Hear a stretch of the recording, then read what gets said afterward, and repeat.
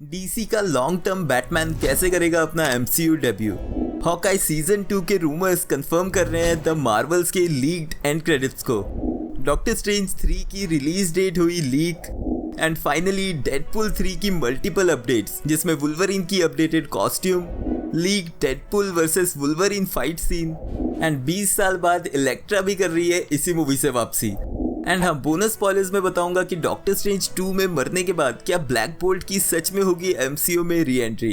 Hi super fans, I am Swapnil and welcome to another episode of super spoilers, जहां आपको मिलती है super hero movies and shows के spoilers की weekly updates. So without wasting any more time, let's begin this episode of super spoilers.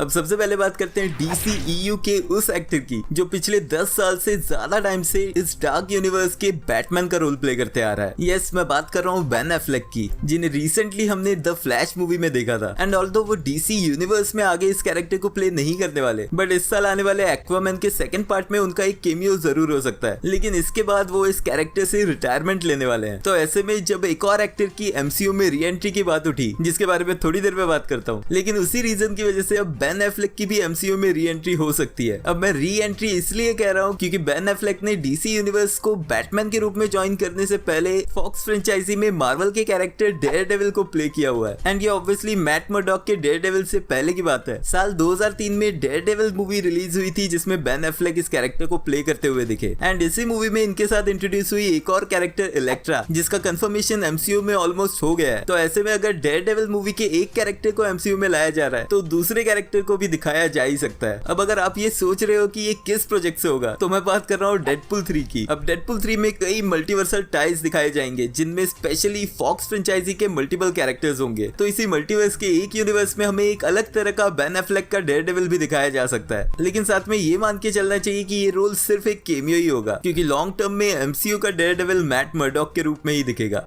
अब इस हफ्ते के सडन रूमर्स में हॉकाई का सीजन 2 भी आता है। एक्टर जेरेमी रेनर के क्लिंट बार्टन को हमने हॉकाई के रूप में अवेंजर्स एंड गेम के बाद देखा दिसंबर 2021 में हॉकाई के डिज्नी प्लस शो में, जहां पे क्लिंट बार्टन ट्रेन करता दिखा फ्यूचर हॉकाई केट बिशप के रूप में, जिसे प्ले कर रही है एक्ट्रेस हेली स्टेनफील्ड। लेकिन इसके रिलीज के बाद इस शो को एक स्टैंड अलोन सीरीज बोला गया था, यानी कि इसके और सीजन नहीं आने वाले थे। बट अगर आप अभी हॉटस्टार ओपन करके देखोगे तो हॉकाई सीरीज के आगे सीजन 1 लिखा हुआ है। एंड इस वीक के रूमर्स यही सजेस्ट कर रहे हैं कि मार्वल हॉकाई के सीजन 2 की प्लानिंग में है। अब फर्स्ट सीजन में हॉकाई के रूप में केट बिशप को सिर्फ ट्रेनिंग ही मिली है, एंड सीजन 2 में उसके सोलर एडवेंचर्स को और डिटेल में दिखाया जा सकता है। अब जैसे मैंने पहले कहा था, हॉकाई का सीजन 2 और केट बिशप की वापसी ये कंफर्म कर रही है कि द मार्वल्स के एंड क्रेडिट्स में कहीं ना कहीं यंग एवेंजर्स की टीम फॉर्म होना जरूर दिखाया जाएगा। अब पिछले हफ्ते के सुपर स्पॉयलर्स में मैंने द मार्वल्स के एंड क्रेडिट्स के लीक होने की न्यूज बताई थी, जहां पर रूमर्ड है कि मिस मार्वल कांटेक्ट करेगी केट बिशप को और साथ में मिलकर वो पता करने की कोशिश करेंगे कैसी लैंग के बारे में। लेकिन इन तीनों के अलावा एक और कैरेक्टर है अमेरिका शेवेज, जो इस यंग एवेंजर्स की टीम का पार्ट बन सकती है। लेकिन ये सिर्फ यंग एवेंजर्स की स्टोरी लाइन के लिए एडिशनल कैरेक्टर्स की बात है। बट एक और रूमर ये भी कह रहा है कि केट बिशप का अवेंजर्स सीक्रेट वॉर्स में एक इंपॉर्टेंट रोल रहने वाला है। तो ऐसे में जरूरी हो जाता है कि केट बिशप की जो इंडिविजुअल कैरेक्टर डेवलपमेंट है, वो अवेंजर्स सीक्रेट वॉर्स से पहले किसी और प्रोजेक्ट्स में जरूर दिखाई जाए। एंड वैसे भी हॉकाई का सीजन 1 जितना फैमिली फ्रेंडली और फन रहा है, होपफुली सीजन 2 उसी चीज पे और एक्सपेंड करे।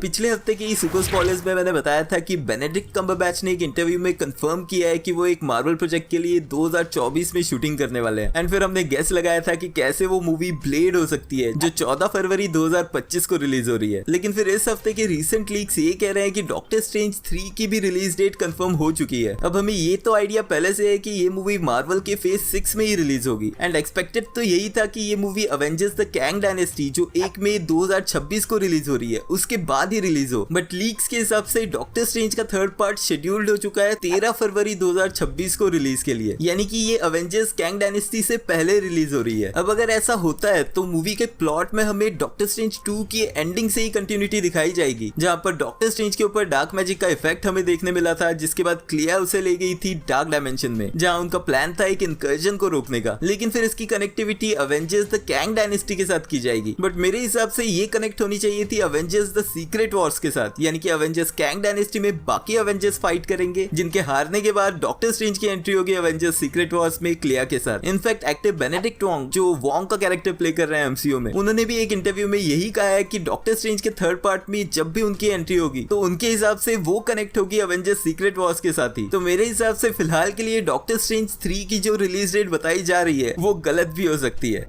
अब बात करते हैं डेडपूल 3 की। अब सुपर स्पॉयलर्स के इस एपिसोड में डेडपूल 3 से रिलेटेड जितने स्पॉयलर्स मेरे पास है, इस एपिसोड का नाम सुपर स्पॉयलर्स की जगह डेडपूल स्पॉयलर्स होना चाहिए था। अब लास्ट वीक ही मैंने बात की थी डेडपूल 3 में रायन रेनॉल्ड्स के डेडपूल की अपग्रेडेड कॉस्ट्यूम के बारे में, एंड उसके फौरन बाद हमें ह्यूज जैकमैन के वुल्वरीन की न्यू कॉस्ट्यूम देखने मिल गई है। पहले तो ह्यूज जैकमैन ने खुद ही अपनी ये फोटो इंस्टाग्राम स्टोरी पे शेयर की थी, जिसके बाद इस शूटिंग के बहुत सारे फोटोज ऑनलाइन लीक हो चुकी है, एंड इसमें रायन रेनॉल्ड्स के सूट का भी बेटर लुक जरूर मिल रहा है, लेकिन फोकस सारा रह गया है वुल्वरीन के नए सूट पे, क्योंकि ये है ब्राइट येलो और ब्लू जो मैच करता है कॉमिक्स के सूट से। इनफैक्ट ये ज्यादा मैच करता है एक्समैन द एनिमेटेड सीरीज वाले सूट से, और क्योंकि वैसे भी डिज्नी प्लस पे एक्समैन 97 को रीबूट करके दिखाने वाले हैं, तो उसी के रेफरेंस में यहाँ पर वुल्वरीन के इस सूट को भी प्रमोट किया जा रहा है। अब इस सूट की कुछ डिटेल्स अगर देखेंगे तो आप नोटिस करेंगे कि लोगन के बेल्ट में एक्समैन का सिग्नेचर एक्स रेड कलर में दिख रहा है। अब ऑल्दो कॉमिक्स में इस सूट को सिर्फ हाफ स्लीव्स रखा गया है ताकि वुल्वरीन की बाइसेप्स अच्छे से दिखे, लेकिन यहाँ पर इन्हें फुल स्लीव्स किया गया है, एंड साथ ही में ग्लव्स में मेटल क्लॉ शीट्स दिए गए हैं। कॉमिक्स में भी ये शीट्स यूज किए गए थे ताकि वुल्वरीन के सूट जब उसके क्लॉज अंदर बाहर होते हैं तो वो डैमेज ना हो, एंड ये चीज फॉक्स फ्रेंचाइजी में नहीं यूज की गई थी, बट डेडपूल 3 की फोटोज में ये दिख रही है। एंड वुल्वरीन के क्लॉज की बात कर रहे हैं तो एक फोटो में वो क्लॉज भी हमें क्लियरली देखने मिल रहे हैं। इनफैक्ट ये सीन है वुल्वरीन वर्सेस डेडपूल का फाइट सीन, जिसका एक फुटेज भी लीक हुआ है जो थोड़ी देर में दिखाता हूँ।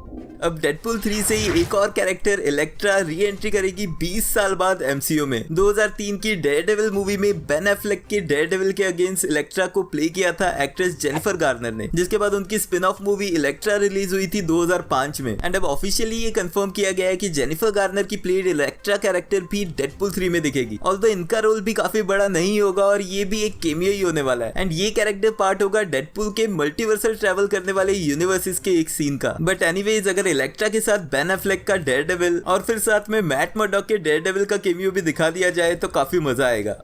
एंड फाइनली जिस चीज का सभी कॉमिक्स और एमसीयू फैंस को इंतजार था, Deadpool versus Wolverine fight, latest leaked photos और साथ ही में एक लीक्ड वीडियोस इस फाइट की शूटिंग वाले सीन को टोटली दिखा रहा है। अब ऑब्वियसली इसका एक नमूना हमें डेडपूल 3 के अनाउंसमेंट के टाइम रायन रेनॉल्ड्स और ह्यूज जैकमैन ने दिया था, और इस फाइट का एक पूरा वर्जन हम 2009 की एक्समैन ओरिजिन्स वुल्वरीन में भी देख चुके हैं। बट यहाँ जो फाइट देखने मिलेगी वो एक विलन डेडपूल नहीं बल्कि अपग्रेडेड सुपर हीरो डेडपूल के साथ होगी। अब कॉमिक्स में भी ये दोनों कैरेक्टर्स अक्सर लड़ते हुए दिखे हैं, एंड इनमें अगर कोई कॉमन चीज है तो वो ये कि ये दोनों ही एक्सपेरिमेंट्स थे वेपन एक्स प्रोग्राम के। बट इस सीन को देखकर ये आइडिया लगाया जा सकता है कि ये वुल्वरीन किसी और यूनिवर्स का है, एंड जैसे कि स्क्रिप्ट के लीक से हमें पता है डेडपूल 3 में डेडपूल किसी और यूनिवर्स के वुल्वरीन को उसकी डेथ से पहले बचा के लाएगा एमसीयू यूनिवर्स में। तो हो सकता है कि ये उसी मोमेंट का सीन हो जहां पर लोगन वेड विल्सन से चिढ़ के उस पर अटैक कर रहा है। अब इस साल के कॉमिक कॉन में इस मूवी से रिलेटेड कुछ फुटेज रिलीज किया जा सकता था, बट सैडली मार्वल स्टूडियोज का पैनल इस साल के सैन डिएगो कॉमिक कॉन में हॉल एच का पैनल नहीं कर रहा है। बट होपफुली इस साल के एंड तक हमें डेडपूल 3 के बारे में कुछ न कुछ और डिटेल जरूर मिलेगी, क्योंकि मूवी रिलीज होने वाली है अगले साल 4 जून को। डेडपूल 3 के लिए आप कितना एक्साइटेड हो मुझे कमेंट्स में लिख के बताना। एंड हाँ, बोनस स्पॉयलर्स, लेटेस्ट रूमर के हिसाब से इनह्यूमंस के लीडर ब्लैक बोल्ट, जिसे हमने doctor strange in the multiverse of madness में मरते हुए देखा था, उसे प्ले कर रहे एक्टर एंसन माउंट ने टीज किया है कि वो एमसीयू के फ्यूचर में कमबैक करने वाले हैं। बट ये मोस्ट प्रोबब्ली एमसीयू के फेज 7 के एंड में या फिर उसके बाद ही होगा।